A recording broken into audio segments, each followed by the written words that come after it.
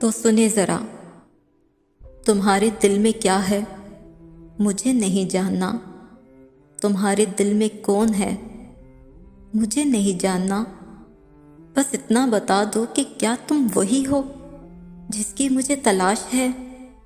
फिर तुम्हारा फैसला जो भी हो मुझे नहीं जानना।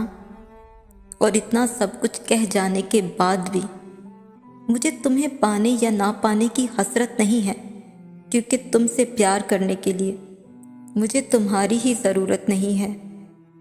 मेरा यकीन मानो, मैं तुमसे दूर रहकर भी खुश रह सकती हूँ। तुम्हारी आंखों में ये जो पानी भरा है उसमें बेसुध किसी मछली की तरह बह सकती हूँ।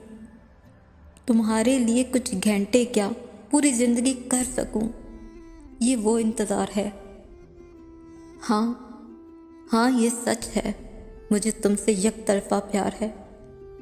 यकतरफा ही सही, प्यार तो है। तुझे ना सही मुझे तो है, तुझे ना सही मुझे तो है।